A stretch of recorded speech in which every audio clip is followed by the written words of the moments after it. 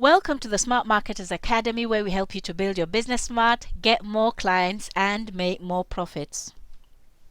I'm Davida Yemi Ekale. I'm the founder and CEO of the Smart Marketers Academy. And on this program, we're looking at how to turn your business into a client magnet. And this is module 4. Now, on this program, we're actually looking at how to make your business more client attractive. How can we create a business that would attract more clients? We don't want to be in the business where we are constantly chasing clients. We want to turn the game around and make a business, create a business that would attract clients rather than having us chase them down. So there are 3 types of businesses that people create. Some people create their businesses based on needs. So they see a need in the marketplace, then they think, okay, I've got a good idea. There's a need. That person is walking down the road without shoes. That means they need shoes. So they go out and create a business producing shoes. Now the problem with that is that that need might not be, is not founded on any facts. That person might have a wardrobe full of shoes, so having a business, basing a business on needs doesn't really solve the problem, but we'll come to that in a few minutes. Now, another type of business is one that is created based around wants. So to create a business based around wants, you have to ask the target market, you have to engage with the target market to find out what they want. Then you go away and provide and create what they want. Now the third type of business is based on what people must have.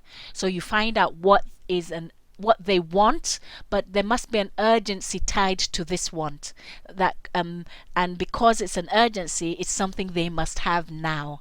So you create a business based on that.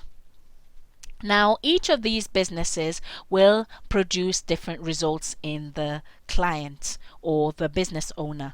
Each, depending on which orientation we take in creating the business, which of these 3 orientations we take, that would determine or go to a great extent to determine if if the business attracts clients or if the business owner has to chase clients down. So let's go into each one of these business types in more detail. So the first one is the need-based business. And basically, you're looking out there and assuming a need. You have not asked anyone of the details. You're just assuming it's a need, or maybe it's even a desire in you. So you've decided that, I have this skill and I can make this thing, and it will be a good business idea. So you go out and create a business based on that. Now the challenge with that is that particular thing or solution that you've provided, there's no problem for it, or that you have not identified where there is a problem for it. You haven't identified a gap in the market, or even if you've identified a gap in the market, you haven't made sure, you haven't checked that there's a real gap. You haven't asked the people involved, you haven't asked the target market if they had a need. So basically what you're doing is you're basing your business on assumptions. And you might have heard this saying that assumption is the lowest form of knowledge, because you can be right or you may not be right. And if you're not right, that means you've wasted a lot of time and effort creating a product or service that people may not want. So if you do this, and this is what a lot of people do, you'll end up having to chase people. You'll end up having to be the one running after the clients. If you create your business based on needs, you won't have the clients chasing after you, and that's not what you want. So if you want a client attractive business or a magnetic business, you need to change this. You cannot build your business on need, or on a need that you just see. Okay, so the second type of business which we looked at was somebody basing a business on wants. And in order to do this, what you would have done is you would have looked for one way or the other, to survey the target market. So you've asked a few questions, or you've listened into conversations to elicit that want.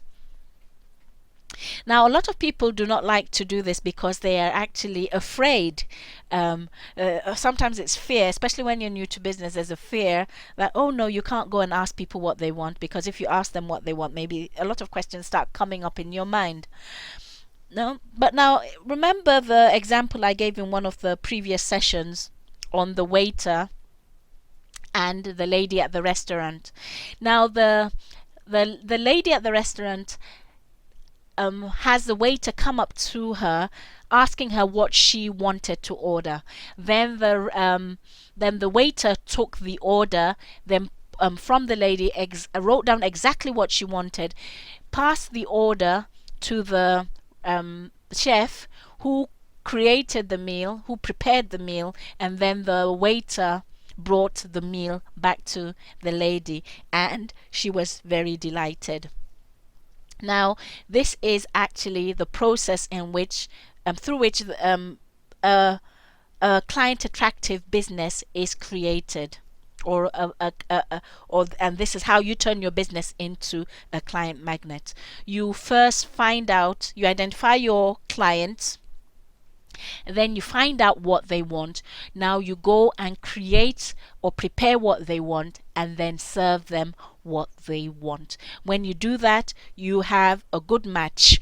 You have identified the problems or aspirations or the needs, the wants of the clients, and then you're able to provide the exact solution to that particular want in the marketplace.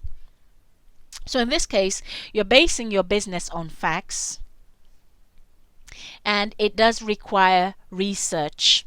So you need to engage with the target market. You have to get to know them.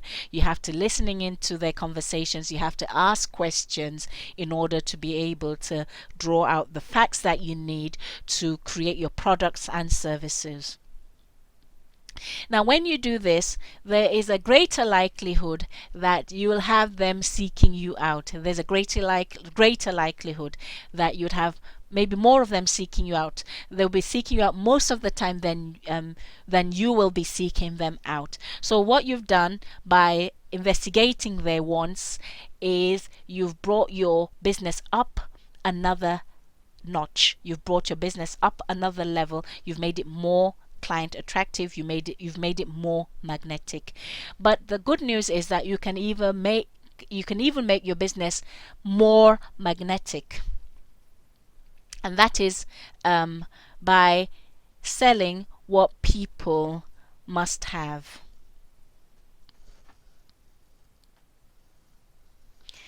So when you look at what people must have, what you're doing is you're digging deeper into the motivations of your ideal client. You're digging deeper into what they want. And a lot of the time, there's a slight difference between the difference between what a person wants and what a person must have can often be timing. It might be what they must have now, what is essential for them to obtain now. Now, if you build your business around what people must have, what is essential, what is urgent, then you even have a more magnetic business. You have a more attractive business. You have a more client attractive business, because in this case, they are seekers. They're already in search. The target market that the market that you're targeting is a seeking market. They're already in search for what you have to offer. So, this is one of the major keys of turning your business focus by turning your business into a client magnet.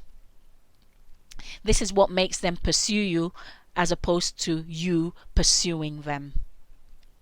So we've come to an end of this module 4.